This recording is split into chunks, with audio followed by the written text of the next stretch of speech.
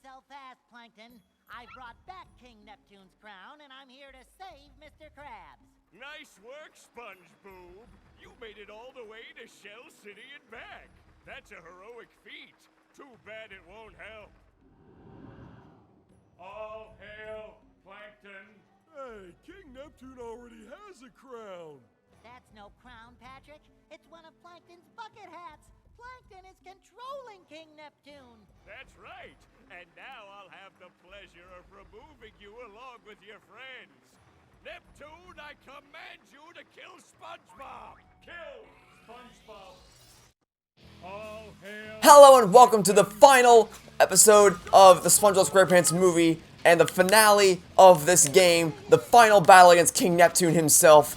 And honestly, it's a pretty cool, creative final battle. Well, so basically what you have to do is you have to dodge, well, I mean, you always have to dodge his little attack here, which you can jump over, or just take the hit and then dodge past all the, take the hit and then replenish health with the hamburgers all around here. I keep calling them hamburgers. They're Krabby Patties. They're Krabby Patties, but I keep calling them hamburgers because I don't care enough about this game to actually give it the proper name. But yeah, you have to go around, hit every single table, because as the name of this boss fight implies, you have to turn the tables on Plankton. So once you turn over all 5 tables, just like so, the next thing you do is head over to Mr. Krabs and hide behind him until he eventually decides to target you. So just hide here for a little bit. He'll eventually decide to target you. Here we go. You finally got sick of waiting, so now you want to run behind Mr. Krabs' statue and just wait. Wait for him to fire his beam, and the beam will reflect off all the tables and directly strike him. Once that happens, you want to stand back, fire a sonic wave at him, and hit him in the head just like that. And that's one hit down. And now we got to do the bunch more times, and it's just a rinse and repeat. So it's tedious to have to wait for him to actually, you know, fire his laser beam at you. But the act of literally turning the tables on Plankton, it's a very creative idea for a boss battle. So again, gotta give credit where credit is due. For as annoying as it is to have to play the waiting game for so long. Oh, okay, we weren't fast enough this time. Okay, so now the problem is that we may not be fast enough to actually avoid this. So now we just gotta we gotta move on the go to dodge it, and hopefully we can get back to Mr. Krabs in time. Go, go, go, go. I think that's all the tables hit. Now hide behind Mr. Krabs, and boom. Okay, yeah. So if he does that too early, then you just gotta keep moving, keep hitting the tables, going around in a circular fashion as you move, and then make your way over to Mr. Krabs, and you'll be able to hit him at the end anyway. Okay, there's another hit.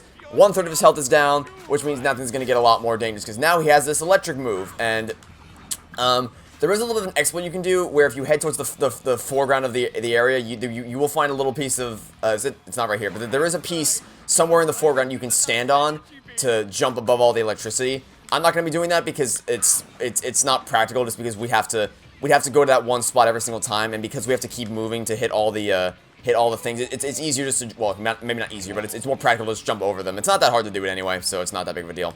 Yeah, is it over here? Yeah, it's right here. It's right here. You can stand on this, and this will save you from, yeah, you can just stand here, and the electricity can't hit you. I mean, it's a nice place to wait while you're waiting for him to actually fire at you. So you can just kind of stand here until he decides to, yeah, until he decides to do that. Then you gotta hop off the block immediately and then run over behind Mr. Krabs, just like this. So yeah, it's a nice waiting place, I guess, but it's not practical for the main gameplay. But yeah, once again, just fire the sonic wave. I missed. Okay, but that counted anyway. I don't think that probably shouldn't have counted, but it did, and we're not going to complain. So yeah, this is probably the best boss battle in the game. It's definitely the most engaging. There's a lot going on. It's definitely the most fun. So it's, I mean, not a great selection of boss battles in this game, but comparatively, one of them will naturally have, like, obviously when you compare them, even if they're all not super awesome or anything, comparatively one of them will have to be the best. And this one is actually pretty decent. I am in dire need of health though. There don't appear to be any Krabby Patties around here, so we're just gonna chill. Just gonna chill here for a bit. Kind of play the waiting game until he decides to fire away, and then we're gonna hope that some more Krabby Patties spawn in soon, because we are in dire need of some more health. Okay, nope, not sick of me yet. Yeah, you can just. I don't think they really accounted for this. I mean, maybe it's intentional. I don't know. Maybe this is the deliberate design choice to give you a safe place to hide from all the electricity.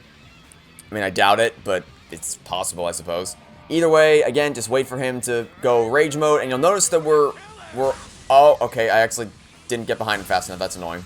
So now we're on 1 bar of health, or we are going to need a Krabby Patty here pretty soon. But yeah, after this hit, he will have dropped below half health, so made a lot of progress, and the boss fight's barely even begun.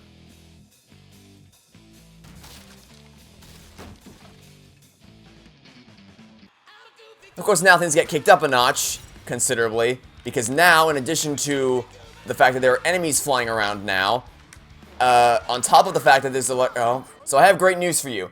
If you die in this section, you are checkpointed right here. Honestly, pretty quality game design. If you die in a section, which I just did, you will respawn right here in the final phase of the battle, which is honestly probably the best bit of game design in the entire game. So, you know, again, credit where credit is due. But yeah, this is definitely the hardest part, because in addition to having to deal with the electricity, there's enemies to deal with now, and the floor is broken up, so you have a lot less maneuverability when it comes to the platforms. So, yeah, it's definitely tough, but still, nothing you can't handle.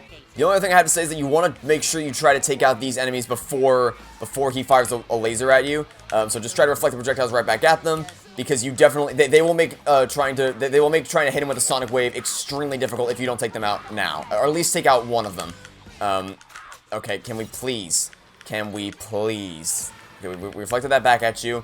Do it again. There we go. Do it again. And again. There we go. Okay, we took out one of them. Now we're gonna need to go get health. We took a lot of hits there, so now we're gonna need a lot of health. And I'm gonna try to get back as fast as I can, because I have a feeling he's probably about to send his thing out. So I'm ready. I'm ready to fire away. Come on, ready, aim, fire, and reflect that back. Okay, I'm ready. Now we've cleared them both out by reflecting projectiles back at him. Don't even bother trying to go for the bubble bash. It's not worth it. Just reflect the projectiles back at the enemies. Dodge the electricity, grab health points wherever you can, and then wait for him to fire his laser away. Okay, I'm glad I landed before he went rage mode. That was almost really bad. Okay, we gotta keep dodging his lasers. He's gonna fire. Yep, dodge. Get behind Mr. Krabs. Boom. Perfect timing. Then let's go all the way around. Hit him once again. Only one more hit to go after this sonic wave. Come on. Hit him square in the bucket. Nice. Okay, one last hit to go. One final effort is all that remains. And I almost had a perfect opportunity to bubble bash you because, you know, you were right next to me. But unfortunately, that opportunity passed me by. But it's no big deal, because I have plenty more opportunities. I could try right here. Yeah, let's do it. Let's blow you sky high. Nice. Okay. I mean, I wouldn't recommend going out of your way to try to bubble bash them, because it's easier said than done to get an opportunity where it's viable to do so.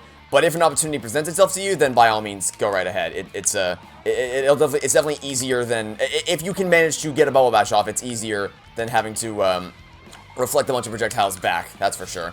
Can I do it? Okay, risky but worth it. Risky but worth it. Risky but absolutely worth it. Okay, I think I saw a Krabby Patty over here. We're gonna go grab this. There we go. Okay, oh, all right. Final hit. Let's finally finish this freaking game forever. 100% completion for the Spongebob Squarepants Movie game. At long last, we have now finished it to 100%, or it's gonna go right through him. Is it gonna go right through him again? There we go. 100%.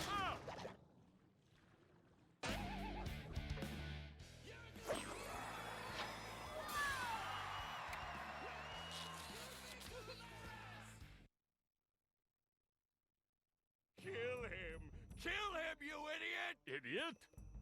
No. Idiot. French for handsome man. Eugene Krabs, it looks like you were innocent the whole time. Oh well, that's why pencils have erasers. And now to thank the brave heroes who recovered my crown and saved Bikini Bottom, SpongeBob and Patrick, you have performed a manly deed. I'm so proud of you. Thanks, Mindy. I've learned a few things about myself. I may be a dork and a wingnut. And a knucklehead and expositron.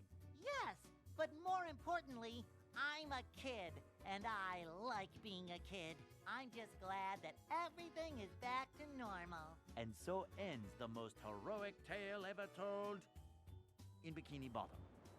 And as the sun sets over the island paradise above the waves, we must stop and wonder, how long until the sequel? Depends on the box office. Now go outside and get some sun. You look awful pale.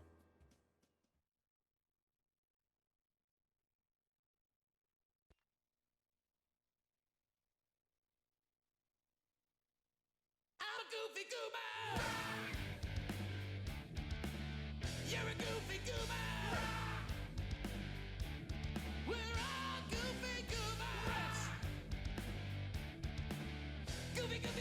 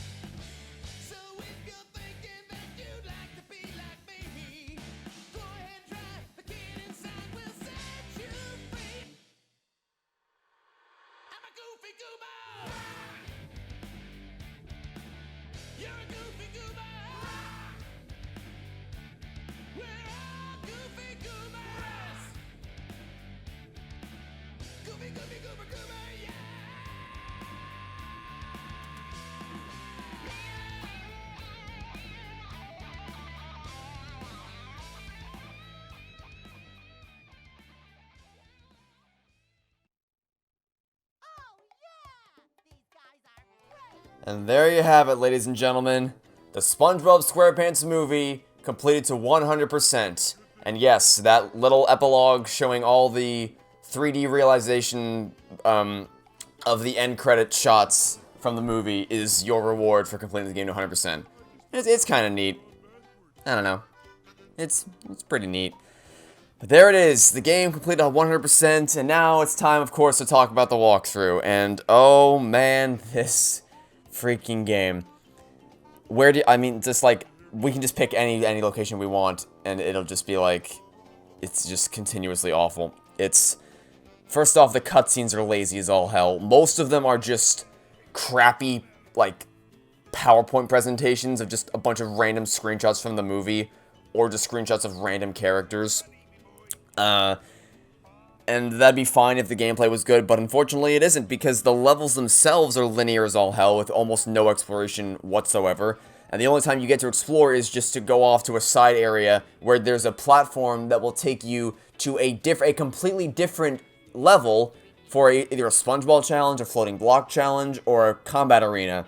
Instead of, like, almost all of them almost all the bonus Goofy Goober tokens in the levels are just those. Like, there's no sense of, except for Up Chocolate Creek, the one in Shell City Dead Ahead, and maybe one or two others, almost every bonus challenge is not in the level. It's in some other environment you have to load into. It just takes you right out of the experience. It's not a seamless thing, and that doesn't help the fact that all of those are just blatant padding. In the main levels, the floating block challenges, the combat arena challenges, the Spongebob challenges, those are all blatant padding. The driving levels exist to pad the game, as do the sliding levels with the insane amount of challenges you have to do. The upgrade system is awful too, because it's just its entire design principle is to restrict the player, because it just artificially prolongs the period in which you don't have the bonus movement moves. It's like, you don't earn them. You have to wait until you have enough dumbbells to be able to actually get them. Like, it's not like in Battle for Bikini Bottom, where it's like, okay, I've beaten the first third of the game, and now because of that I've unlocked a new ability. It's oh, I found enough stupid dumbbells, so now I can upgrade all my stuff. Great. And it doesn't help the fact that all of these abilities are baseline attributes of SpongeBob and Patrick from Battle for Bikini Bottom. Bubble Bash, that's a baseline attribute. And actually, Competent Spin Attack, a baseline attribute. Also, no sense in finding hidden health upgrades in the levels. You have to buy them with upgrade points, which is dumb. It's just restrictive. It's like, no sense in letting you find these things or earn them through gameplay. You have to earn them through collecting a bunch of stupid dumbbells. Also, I don't know if you noticed, but the performance of this game is awful. And this is on the Xbox, which is the most powerful console of the 6th generation consoles. And it's performing this badly on the original Xbox, for God's sake. This is the only, like, and frame rate aside, like you saw, there was plenty of frame rate drops that dropped it down from 60 FPS. In fact, I might be able to replicate one of them here. I'm not sure. But the first major one we had was when we got to this point in the game. Yeah, I don't think we replicated because the truck's already here. But when we got to this point, the truck came crashing in. That was when the first major frame rate drop happened. I'm just gonna quit, go back to the main menu so we can talk about all this, by the way. But the performance is, even aside from frame rate, this is the only Xbox game I've ever had that caused the console to crash multiple times. That's never happened with any of my other Xbox games. It's the only one that has caused the game to crash. Sorry, caused the console to crash. And it's like, this is a game that just gets worse every time I play it. Because when I was a kid, I loved it. I loved this game as a kid. But then so then because of that, I wanted to stream it again in 2018. Because in 2018, I also streamed Battle for Bikini Bottom and I loved it. So I decided to stream the movie game. But that stream, I didn't even finish the game. I got to the first boss battle and I just quit because the game crashed in that boss battle. I'm like, maybe this is an omen that I shouldn't continue this. Also, we're not playing that. So, I played it again in 2018. I'm like, yeah, there's a lot of padding here. I don't know. This is. I didn't notice it when I was younger, but there's a lot of padding here. But now that I'm doing a full 100% walkthrough this game, it's terrible. Like, actually awful. on a superficial level, so many of the levels in this game look either unfinished or just straight up bad, with washed out textures, awful color palettes. The cutscenes are just lazy slideshows of pictures, with minus a few select cutscenes for some reason. I don't know why they just pick and chose which ones would get full the 3D treatment and which ones wouldn't. The core movement is good, because it's just ripped straight from Battle for Bikini Bottom, but the problem there is that the level design for when you're actually platforming around is worse. Because it's just, like, there's...